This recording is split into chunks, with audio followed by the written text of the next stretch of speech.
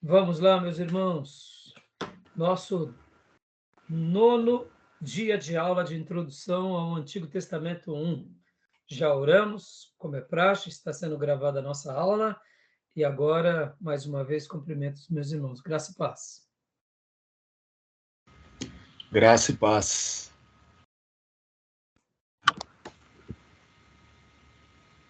Vamos começar aqui nossa aula e hoje nós estaremos dando início à parte dos livros históricos. Terminamos o Pentateuco e agora começaremos os livros históricos.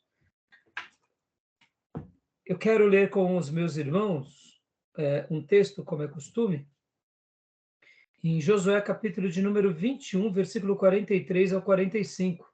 Júnior, você pode ler para a gente, Júnior?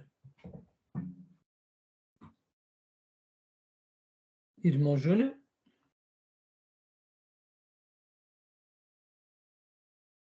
Irmão Júnior, eu acho que a internet do irmão deve ter falhado, ou não?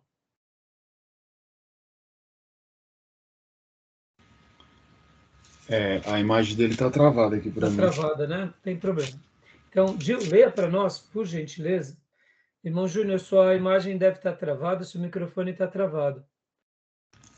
É capítulo 21 e versículo?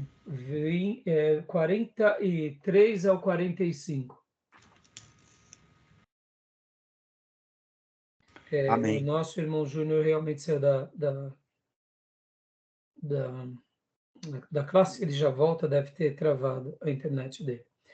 Então, essa é uma passagem que fala sobre a síntese do livro. A síntese do livro. Tudo que aconteceu. Então, pode ler para nós? Gil. Desta maneira, deu o Senhor a Israel toda a terra que jurara dara a seus pais, e a possuíram e habitaram nela. O Senhor lhes deu repouso em redor, segundo tudo quanto jurara a seus pais. Nenhum de todos os seus inimigos resistiu diante deles. A todos eles o Senhor lhes entregou nas mãos. Nenhuma promessa falhou de todas as boas palavras que o Senhor falara à casa de Israel. Tudo se cumpriu. Glória a Deus. Glória a Deus. Irmão Júnior, acho que sua internet falhou. Uhum. Né? Eu tinha pedido para nós abrirmos em Josué capítulo 21, versículo 43. Inclusive, eu não sei se o irmão tinha ouvido, eu ia pedir para o irmão ler. No entanto, como travou, né? Então, o nosso irmão Gil leu. Mas eu gostaria que o irmão lesse para nós também. Pode ler? 21, 42? 43 ao 45.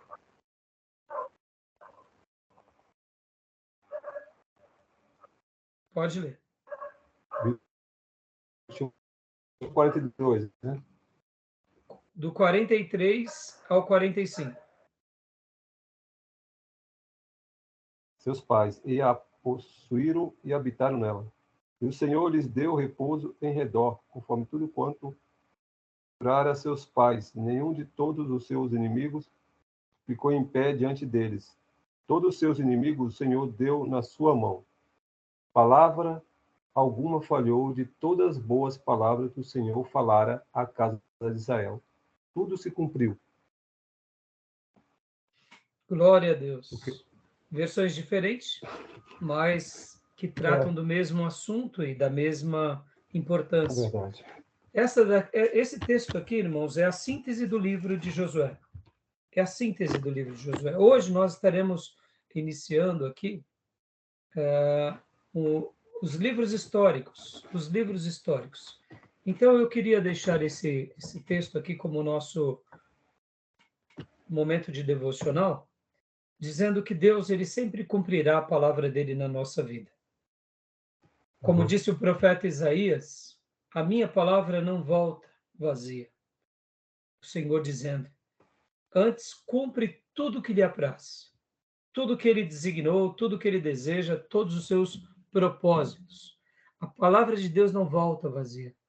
E não foi diferente com o povo de Deus e com a liderança de Josué. Guardem essa máxima no coração de vocês. Tudo o que Deus diz e tudo o que Deus levanta, seja como pessoa, ministro, como dom que ele dá ao seu servo, ou como talento que ele dá para uma comunidade ou para uma igreja. Tudo o que Deus nos dá para fazermos, ele nos dará recursos e nos dará força e nos dará capacitação de executarmos com todo o propósito. Sempre vai ser assim. Sempre foi assim, sempre é assim e sempre será assim. Tudo que Deus levanta, ou seja, tudo aquilo que ele separa, ele também providencia varões, varoas, ou seja, recursos humanos, talentos e recursos financeiros. Quando não, realiza milagres. Em toda a história do povo de Deus, sempre vai ser assim.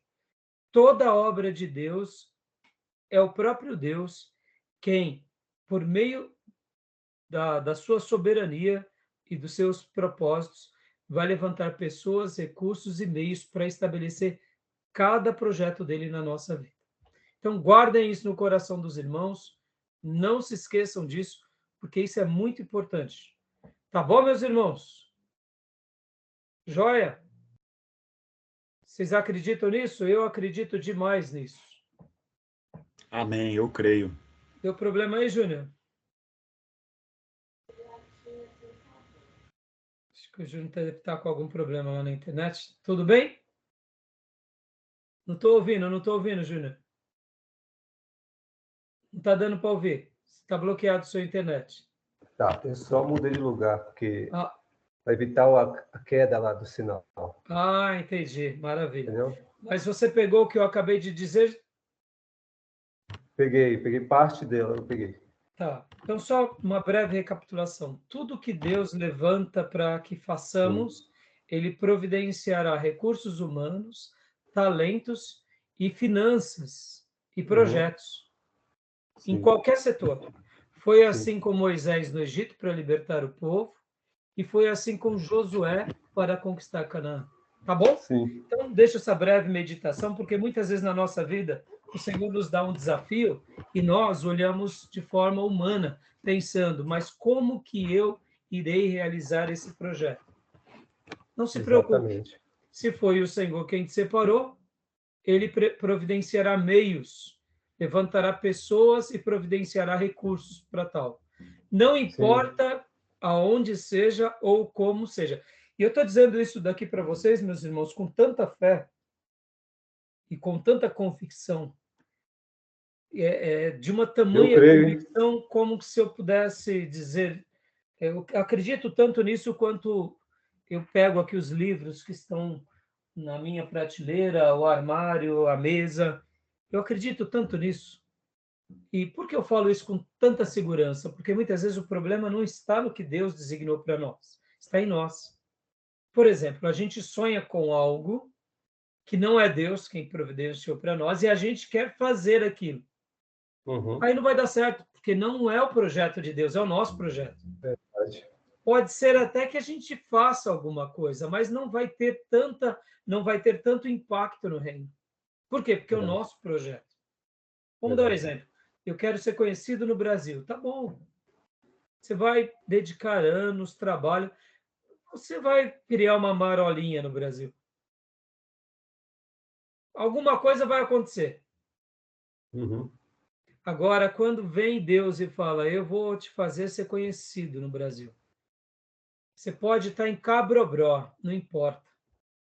Você pode não ter recurso nenhum, não ter, sabe, um grupo pequeno, limitado. Você pode estar em Ferraz de Vasconcelos. Você pode estar onde for. No Alto Tietê. Deus fala assim, eu vou te usar na América do Sul. Meu irmão, não se preocupe.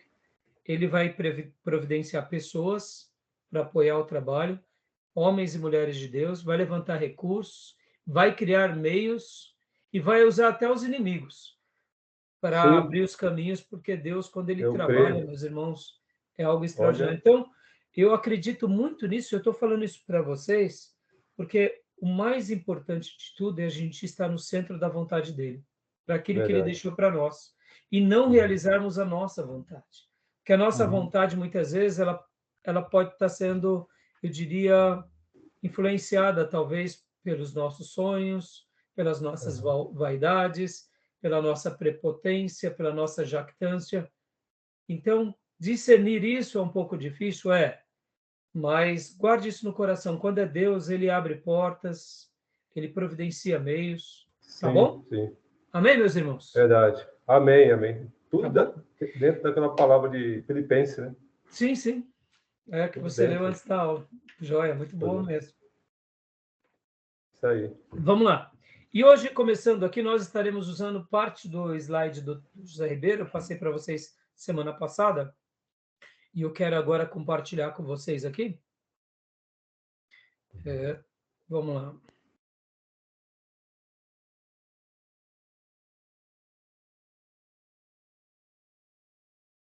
Aqui. Vamos lá.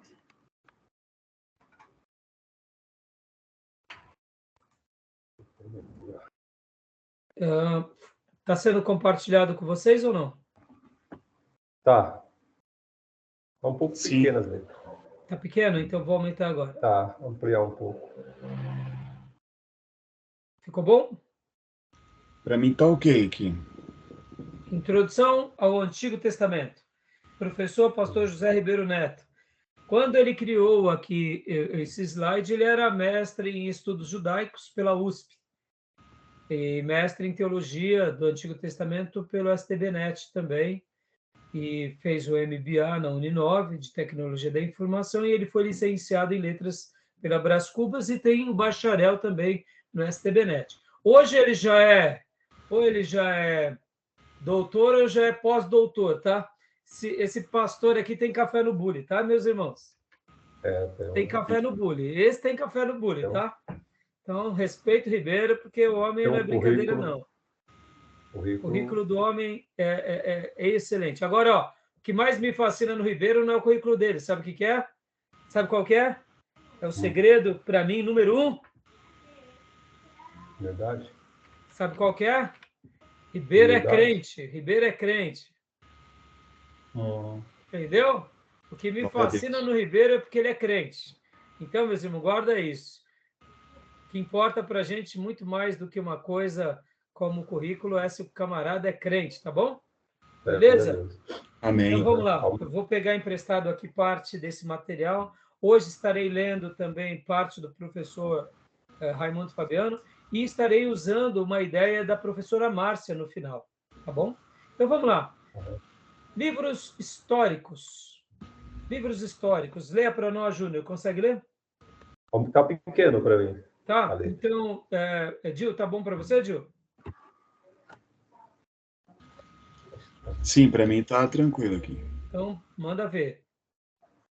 Introdução geral aos livros históricos. São 12 livros denominados históricos. Josué, Juízes, Ruth, 1º e 2º Samuel, 1º e 2º Reis, 1º e 2º Crônicas, Esdras, Neemias, Esther. Ótimo. Deixa eu fazer aqui até uma abordagem, né? Vocês lembram daquela questão que os livros na Bíblia hebraica, a divisão deles é um pouco diferente. Então, vocês verão que alguns livros, no que são chamados de livros históricos para nós, é diferente do que são os livros históricos para os judeus, tá bom? Só para vocês terem uma ideia, também, entre os profetas, ou livros proféticos, eles têm os profetas anteriores e profetas posteriores. O que seriam os profetas anteriores? Josué, Samuel, por exemplo. Estou dando um exemplo. E o que seriam os profetas posteriores? Os profetas menores, por exemplo. Então, assim, olha que interessante, né? Mesmo sendo livros históricos, para os judeus, eles têm uma divisão um pouco diferente da nossa, tá bom? Só recapitulando. E uma outra coisa também, que é nível técnico, muitas vezes quando nós estamos lendo a Bíblia, geralmente o pregador, ele abre, vamos abrir em 1 Samuel, não é assim que a gente fala? geralmente, Uhum. em 1 Samuel, em 1 Reis. Não é assim que nós ouvimos? Uhum. Então, meus irmãos, deixa eu fazer aqui uma errata, né? Porque, inclusive, eu mesmo, de fato... Espera só um minutinho. Eu mesmo, de fato, digo isso. Em muitas ocasiões, isso está errado. Não é 1 Samuel. Na construção correta, na nossa gramática, Samuel é o primeiro livro do profeta Samuel. Então, vamos abrir no primeiro livro de Samuel. É primeiro livro de Samuel. Porque não é epístola, Não é carta. não é carta. Então, quando eu falo, vamos abrir em 1 Tessalonicenses, está correto. Porque a primeira carta, ou primeira epístola, então, a construção da gramática portuguesa nos leva ao gênero, né, terminar da mesma forma. E como o Velho Testamento são livros, então não é primeira, é primeiro livro de Samuel. Então, em vez de quando vocês vão me ver pregando, eu falo, irmãos, vamos abrir em 1 Samuel? Aí Raimundo, presta atenção, Raimundo. Eu não falo isso alto, né, mas eu digo, irmãos, lá no primeiro livro de Samuel, capítulo de número aí, eu tento arrumar, mas tem vezes que eu nem percebo, eu só percebo depois que eu estou ouvindo a minha gravação, tá bom? Mas Tem alguns, Hã? que chamam as cartas de Paulo de livro também. Exatamente, que também não está errado. Não, Não está errado. Carta e epístola são sinônimos. não, mas chama então, livro. Chama livro, chama as cartas de livro. Sim, Que não né? é, né? Geralmente não é. Não é por causa da Não é. terminologia. São cartas, Exato. né? Carta. Mas não deixam de ser também. Mas se convencionou, vamos dizer assim, né? Porque você vê a carta de Paulo, ele escreve uma carta. Mas se a gente sabe que ali, vamos Porque é pegar um exemplo. interessado, tem destinatário, né? Agora, você pegar o livro, lá, Atos é um livro. É diferente de carta. Quando a gente vai fazer uma construção, né, mais técnica, é uma carta. Mas vamos pegar Romanos. Romanos é só uma carta? Vamos ser honestos. É praticamente um livro, né? Tecnicamente é uma carta, porque tem o destinatário, tem o remetente, né? Hebreus, por exemplo, Hebreus está dentro mais do aspecto de livro, por causa desse aspecto. Mas também tem destinatário, é o povo hebreu. Mas o remetente, quem é? Então, assim, no Novo Testamento, e por causa dessas questões técnicas, a gente sabe que é carta, né? E porque também a gente vê essa nomenclatura no Novo Testamento. Mas, de uma forma abrangente, não estaria errado de dizer que o Novo Testamento também é dividido por livros, né? De forma técnica, os evangelhos são biografias. Então, mas assim, quis dar esse detalhe aqui para vocês, porque eu, vez por outra, também sou corrigido na minha mensagem nesse aspecto, tá bom, meus irmãos? Exatamente. Tá bom? Então, tem hora que a gente acaba se esquecendo. Continuando, Gil, por gentileza. Abrange um período que vai desde a conquista de Canaã, em 1300 a.C., até o retorno do cativeiro babilônico com Neemias, 450 a.C. Olha só, aqui, né? Então, os livros históricos, porque há essa terminologia, né? E aqui, quando eu falei há pouco sobre Samuel, nós falamos do livro do profeta Samuel, mas ele está dentro dos livros históricos. Porque, na realidade, mesmo ele tendo sido um profeta, mesmo o livro de Samuel tendo muitas profecias, é a profecia sobre o primeiro monarca, segundo monarca, a profecia sobre a dinastia de Davi. É um livro que registra a história. Ele está dentro de uma história que começa por volta, logo depois da conquista de Canaã com Josué, e vai até o ano de 450 a.C., com Esdras e Neemias. E olha que interessante, todos eles vão ter conteúdos históricos e cronológicos. Esse período, chamado período aqui, logo, vamos fazer uma divisão. O livro de Josué e o livro de Juízes, eles estão ali dentro daquilo que na arqueologia é chamado do bronze recente, ou bronze tardio. Não sei se você vai recordar, ou se o irmão aprendeu, na arqueologia são várias épocas, né, que eles chamam época do bronze, bronze tardio, era do ferro, e aí eles vão fazendo essas divisões. Então, o livro de Josué, que é o livro onde começa hoje a gente vai estar entrando, né, em Josué e Juízes, seria um livro das conquistas, principalmente Josué, o livro que ele conquista Canaã. E, então, ele está dentro desse período da arqueologia chamado de Bronze Tardio, que juntamente com esses outros livros, pega um período de praticamente quase 1000 anos, porque eles vão tratar e pincelar a história de Israel nesses períodos. Tá bom? Continuando, por favor. Embora a Bíblia judaica os denomine de profetas anteriores, os chamamos de históricos, porque tratam mais especificamente da história de Israel nesse período. O que eu disse há pouco, né? Profetas anteriores e profetas posteriores. Estaria errado? Não, é como eu já disse para vocês. Não tem nenhum problema. É a maneira em que eles enxergam. Por que eles enxergam essa divisão? Porque logo no meio está o cativeiro babilônico. Podem ver. É os profetas que falaram antes do cativeiro e depois do cativeiro. Para eles isso era significativo? Claro que era. Porque eles viveram, lembra aquilo que eu falei, na ótica de um judeu, da história do seu povo, o que é mais importante? Lembrar a cronologia ou lembrar que foram os profetas antes do cativeiro ou depois do cativeiro? Então, quando nós nos colocamos na pele daquele povo, nós passamos a ver valores diferentes dos nossos. Para nós é livros históricos. Para um judeu que vive a história do seu povo, são os profetas anteriores, porque os nossos pais do passado desprezaram os profetas e foram parar no cativeiro babilônico. Então, quer dizer, tem muito significado essa compreensão e essa divisão no aspecto judeu, né? Consegue enxergar? Deles. Na história deles, né? Interessante, né? Então, pode continuar, Gil?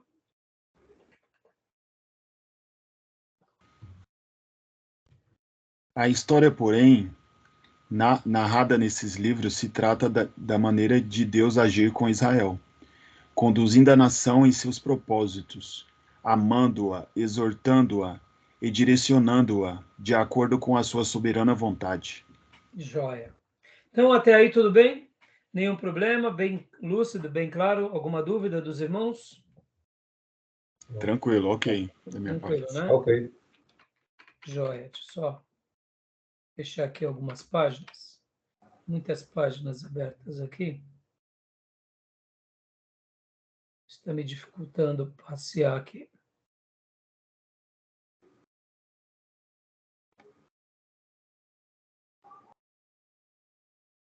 Maravilha. Continuando. Vamos lá.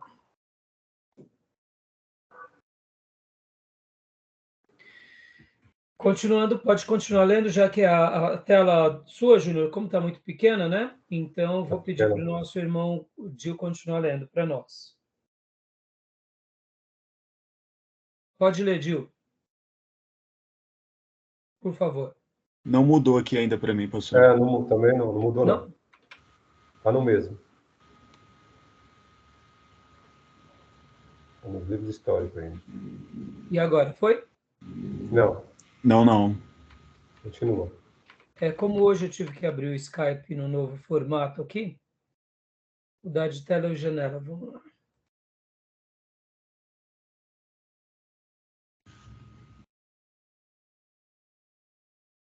Foi? Não. Ainda não. Eita, tá difícil hoje, hein?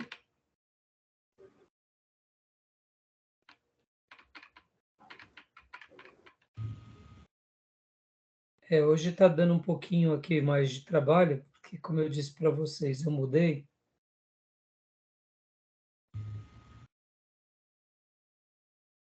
Foi?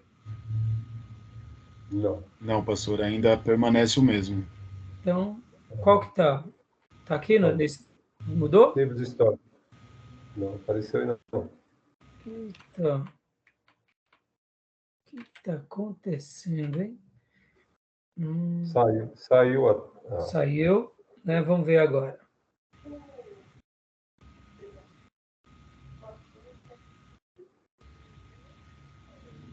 Foi? Não, eu mesmo. Mas está compartilhando uma janela. Tudo bem, não estou entendendo. O pastor, agora mudou, hein? Mudou? E agora? Sim, agora foi. Foi? Foi. Para mim aqui tá. O que foi? Foi, Acho que sim. beleza.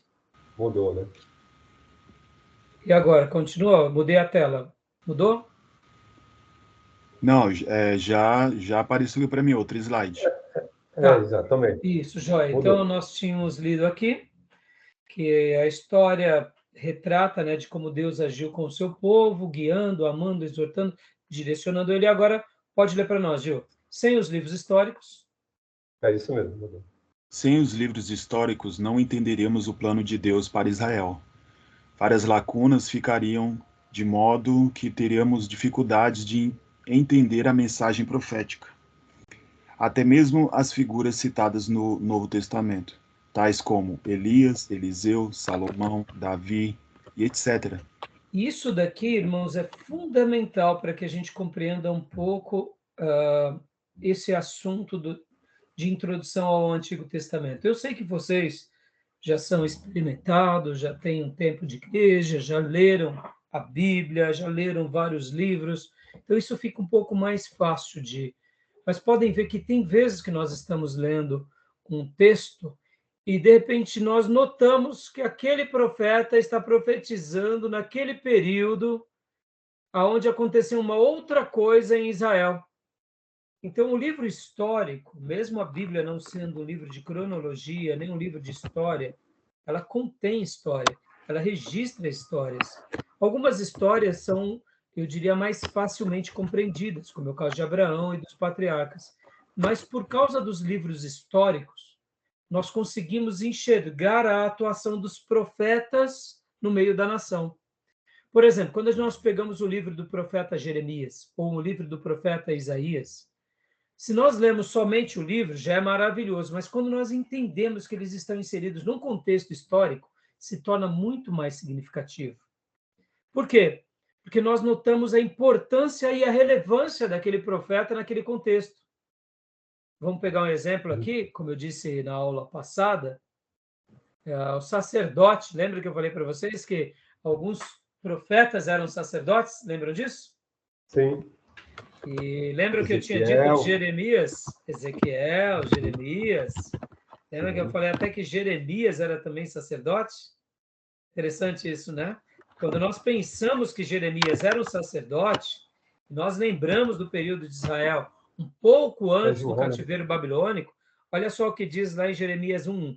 As palavras de Jeremias, filho de Euquias, vírgula, um dos sacerdotes de Anatote, no território de Benjamim.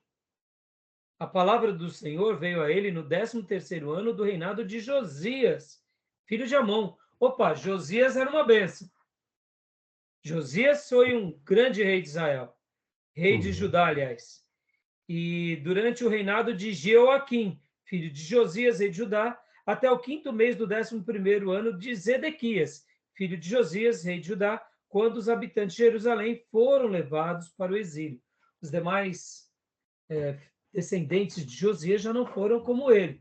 No entanto, quando nós enxergamos que o ministério de Jeremias se dá logo no período do reinado de Josias, e ele passa como profeta durante esses vários reinos, mas ele não é só um profeta, ele é de família sacerdotal. E a gente começa a lembrar das histórias do próprio livro de Jeremias, que Jeremias profetizou contra muitos falsos profetas que eram amigos dele, ou pelo menos se diziam ser profetas, e muitos sacerdotes corrompidos naqueles dias. E a gente começa a lembrar da história dos livros de crônicas e os profetas, e fica muito diferente. Os livros de reis, o que vocês acham? Muda ou não muda a Sim, perspectiva? completamente. Muda tudo. Dá uma luz, dá uma clareza. Sim, Porque a gente sai de um livro que é uma profecia, que é uma inspiração, e a gente vê que essa profecia estava interagindo com o povo, uma cultura, uma nação que estava em pleno desenvolvimento, e não era apenas uma nação, mas já eram, eu diria, era o povo de Deus por parte de dois reinos, Reino do Norte e Reino do Sul. Ou seja, o profeta Jeremias estava atingindo todas essas regiões. Interessante, né, irmãos? Quando a gente olha nesse prisma, muda muito, né? E como se não bastasse, ele ainda vai ser boca de Deus para avisar o povo de Deus que vai vir a Babilônia.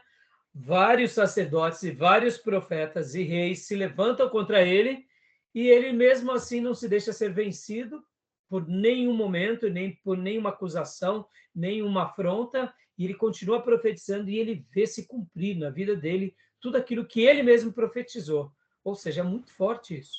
Então, isso vale também para quem? Para as figuras do profeta Elias, Eliseu, e também para todo o contexto, né? Até dos monarcas, tá bom? Então, os livros históricos, eles acabam tendo esse glamour, eu diria, esse significado maior, tá bom? Querem fazer algum uhum. comentário? Tem Ô, alguma pastor, dúvida? Pode falar. o senhor falando agora sobre os profetas que foram sacerdotes também, me surgiu aqui uma curiosidade que eu nunca tive, me surgiu agora, despertou essa curiosidade em mim. O pai de João Batista foi sacerdote, né? Sim, O João Batista era um Zacarias. sacerdote, o Zacarias. sim. Jesus, ele também era sacerdote, não é isso? Sendo assim, José poderia ser também um sacerdote? Não, então, Jesus, ele não era sacerdote.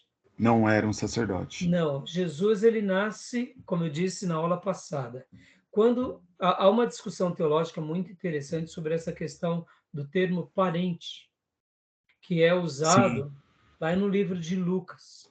Quando Maria vai visitar Isabel e que há a saudação, o que Sim. acontece? O texto de Lucas retrata que Maria era sua parenta, ah, sim, é isso mesmo. Isabel, entendeu? né? Primo, Isabel. né? Só o que acontece? Esse texto em Lucas, que está aqui, né,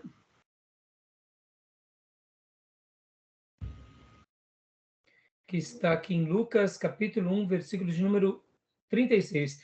Também Isabel, sua parenta, terá um filho na velhice, né? E ela, depois, Maria visita Isabel.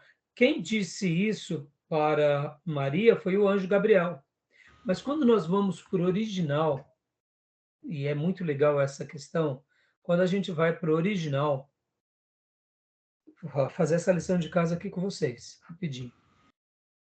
Vamos lá.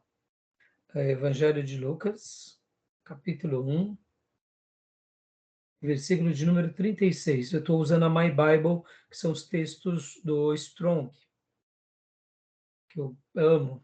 Para mim, é uma beleza. Olha só. Também Isabel, sua parenta, terá um filho na velhice. Aqui na interlinear também diz Isabel, tua parenta.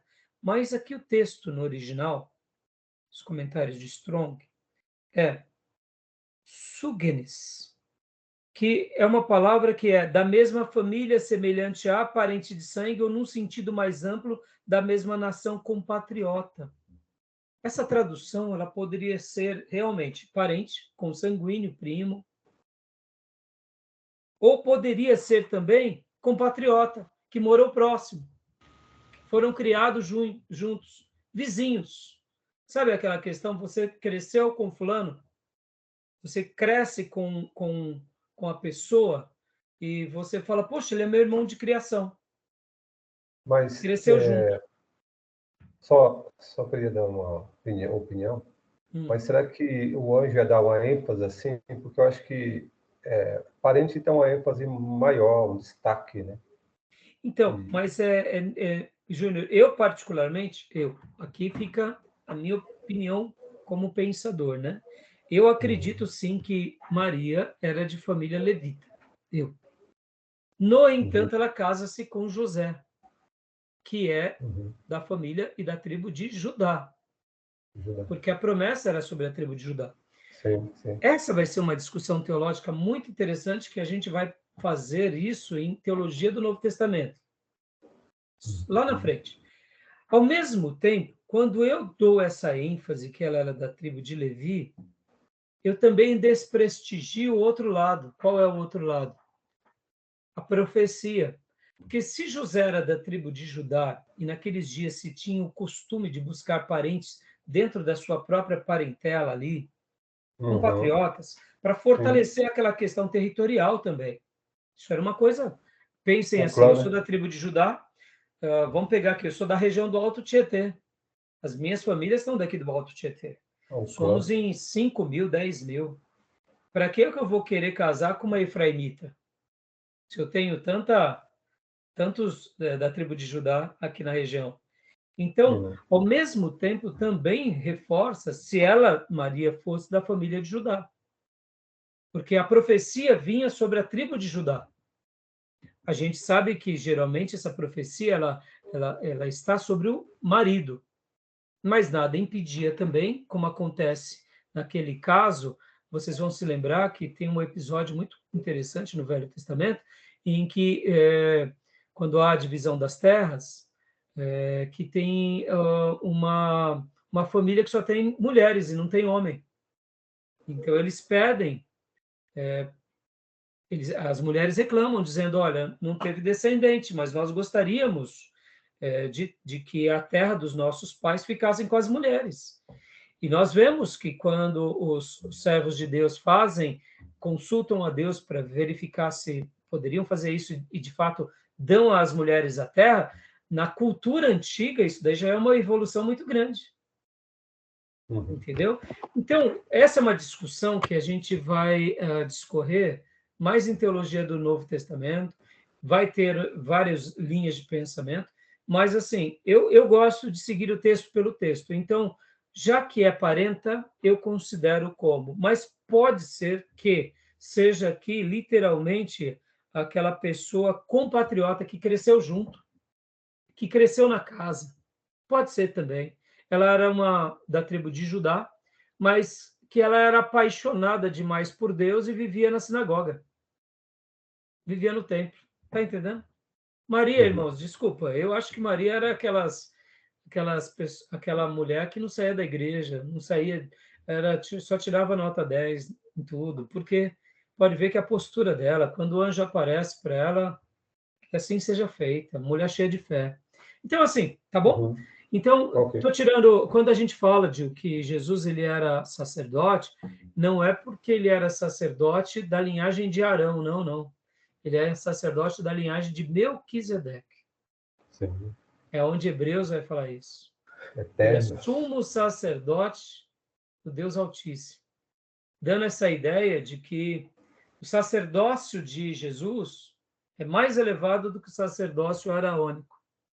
Agora o senhor sanou a minha Dúvida. dúvida. E também, Agora mostra também que a deidade de Cristo.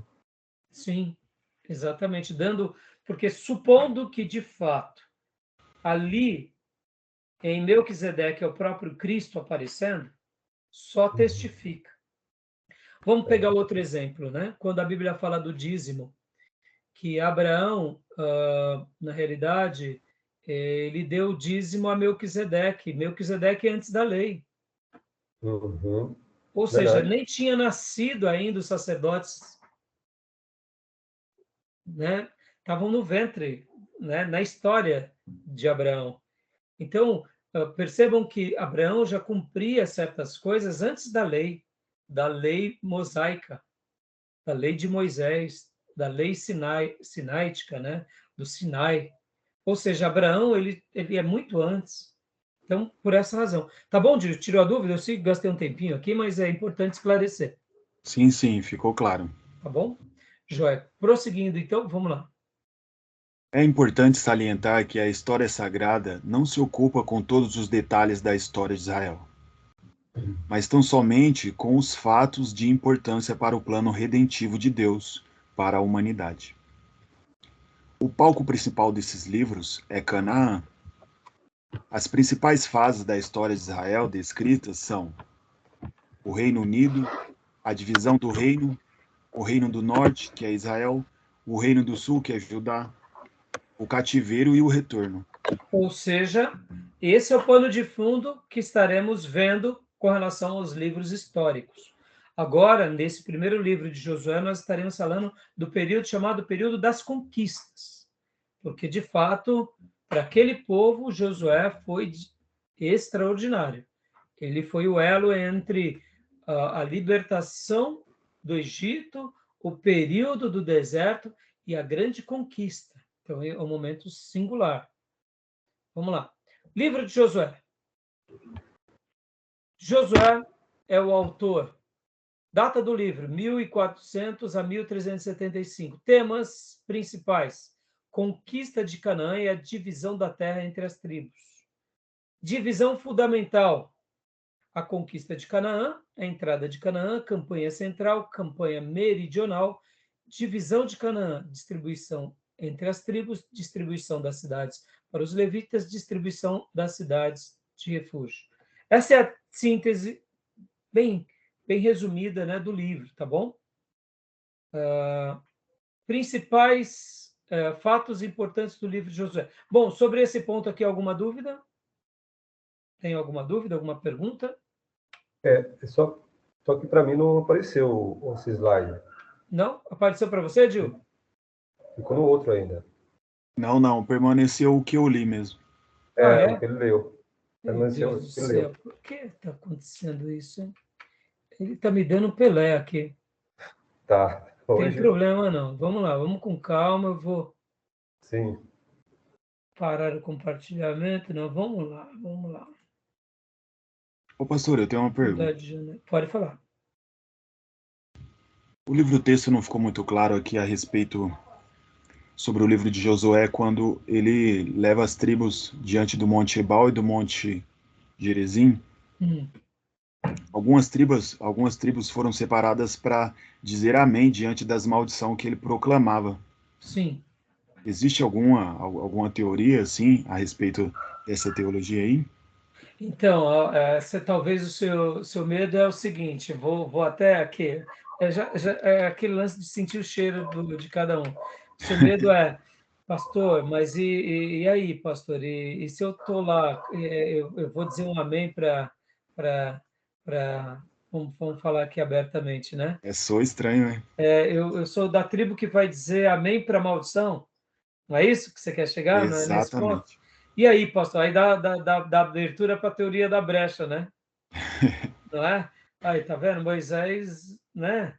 Moisés, por que separou assim? Não, ali é só uma tipologia, Gil. Só uma tipologia. Não tem nada disso. É como hoje nós fazemos um teatro na igreja e ali o irmão vai ter que interpretar Judas Iscariotes. E aí? Quem quer ser o Judas? Ninguém quer ser, né? Entendeu? Perceba que é uma interpretação. Ali foi um momento mais voltado para o quê? Para uma comparação, né? Porque eram dois montes. A gente, inclusive, uma das coisas que eu acho fantástico, né? Esses dois montes, eles têm um marco poderoso na história de Israel, né? Monte da bênção e Monte da maldição. Então, ali era só para ilustrar, meu povo, o que você está escolhendo? Então, ele faz isso porque é para mostrar aquela ideia de que é possível que pessoas escolham errado. E que não é isso que Deus quer. Então, ali é mais um aspecto memorial mesmo, de uma liturgia, de uma demonstração. Uma figura de linguagem, Diogo. Entendeu? Ok. Não, mas não tem isso não, porque você já pensou Moisés, Josué, eles jamais iriam, depois de peregrinar tanto, lutar tanto, desejar que metade do povo fosse amaldiçoado. O livro do texto traz um detalhe bem interessante, que as tribos que proclamaram, né, e diziam amém diante da maldição, eram filhos das servas de Jacó. Então, pode ser que alguém chegue a fazer algumas construções, mas o texto, é isso que eu gosto da Bíblia, Gil. vamos pegar aqui, vamos pegar uma outra situação. Olha que interessante isso daqui. Isso é muito interessante. Você já viu aquele problema da luta entre brancos e negros na história americana, né? Sim. Sabe qual era a base bíblica para as igrejas americanas dizerem que os negros são amaldiçoados? Já ouviram alguma coisa sobre isso? Não. Não? Se eu ouvi, não me lembro. Então, Júnior, você já ouviu alguma coisa sobre essa questão? Aquela questão do racismo americano e a teologia que está por trás do racismo? Volta aí, que eu estava só me ajeitando aqui. Retorna Estou aí. falando o seguinte, na história americana não tem o racismo entre brancos e negros? Sim. E não tem, Tem. inclusive, a questão teológica, que muitas igrejas falavam contra os negros e tinham a proibição de entrar negros dentro da igreja, e se entrassem, ficava dividido e eles eram literalmente desconsiderados? Sim, é a segregação, né, racial. Isso, e essa segregação, você já ouviu algum comentário em que, como pode uma igreja protestante praticar segregação racial? Qual era a base bíblica? Você já ouviu algum fundamento para isso? Eu nunca Nunca viu, analisei, né? Algo a respeito da escuridão, pastor? Hã? Algo a respeito da escuridão, algo assim? Então, poderia ser uma coisa mais preconceituosa, né? Sim. Poderia, mas não. Fazendo um estudo, quando nós vamos fazer o estudo, depois peguem e vejam com detalhe, vocês vão ver que a maioria dos africanos e etíopes é de Cã, são descendentes de Cã, Sim. que geram os cananeus, Verdade. inclusive. Sim. Sim, E o verdade. que acontece? Os americanos, para sustentar que os negros e africanos, além de serem era um povo amaldiçoado. Em resumo, era isso.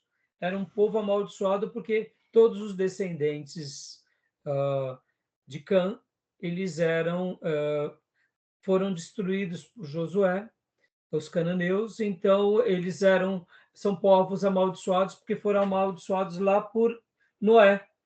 Então, olha que interessante, olha a coisa do cão. Isso daí não é de cão, do cão mesmo, isso é do cão. A embriaguez lá, né? Exatamente. Então, o que acontece?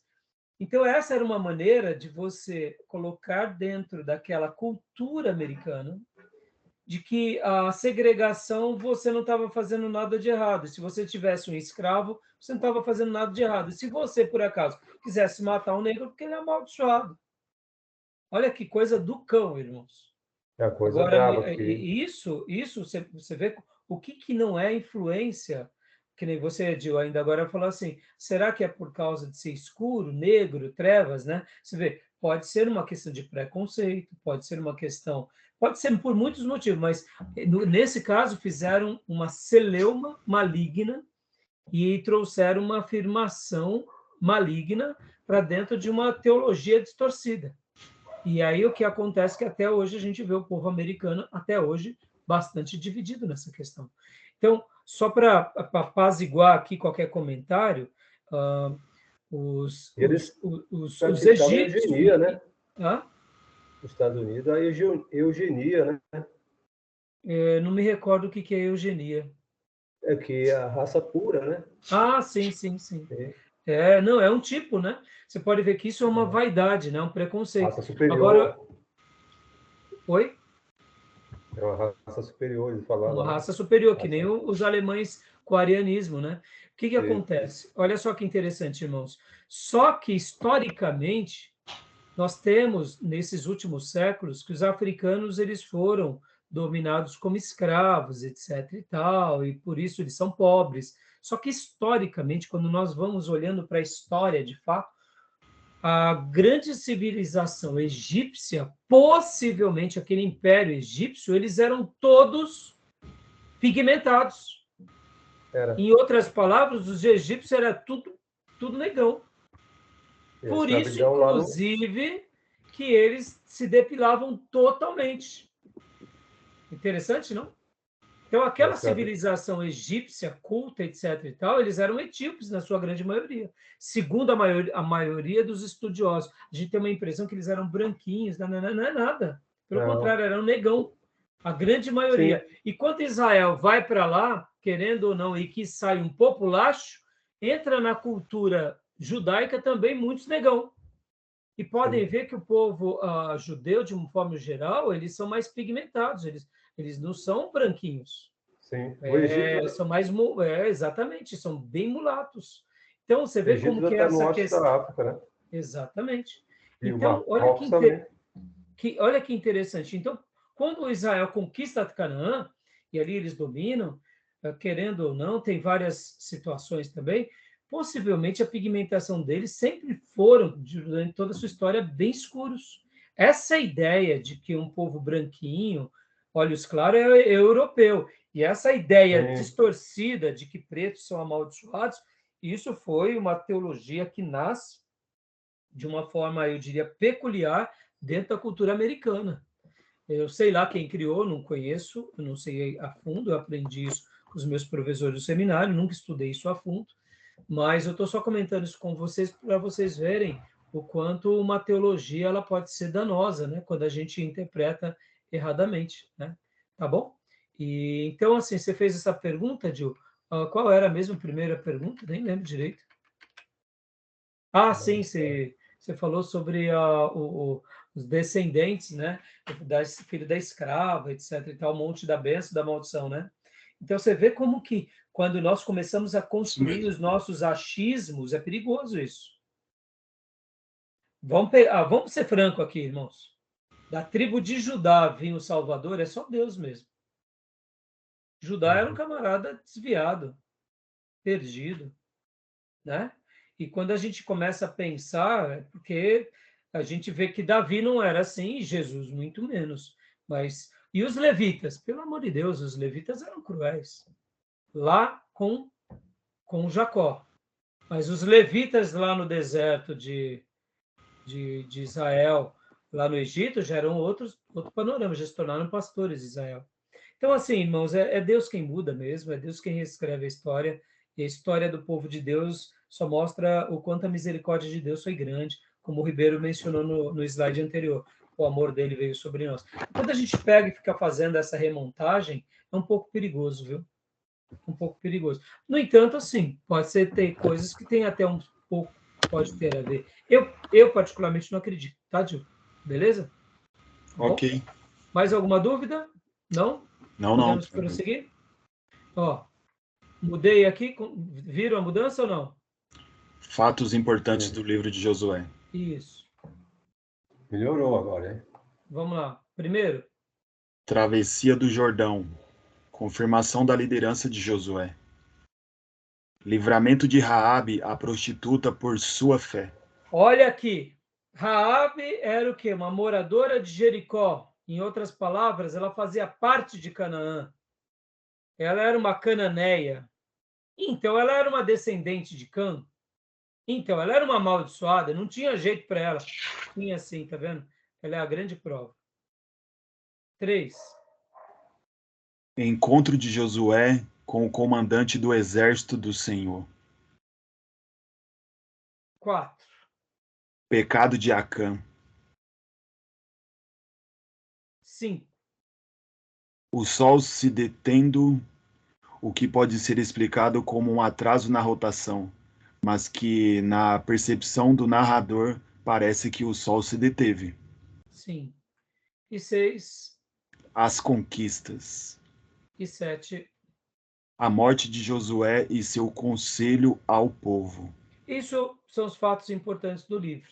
A gente vai trabalhar detalhadamente já já, tá bom? Então, beleza até aí? Alguma dúvida? Ok. Tranquilo? Então, beleza. Então, vamos aqui para o outro slide agora. Vou para o outro slide.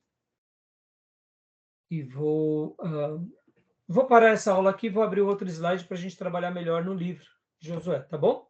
Tudo Ok. bem? Alguma dúvida até agora ou não? Não, Não? legal. Então, vou parar essa gravação, tá bom? Tranquilo. Só um minutinho.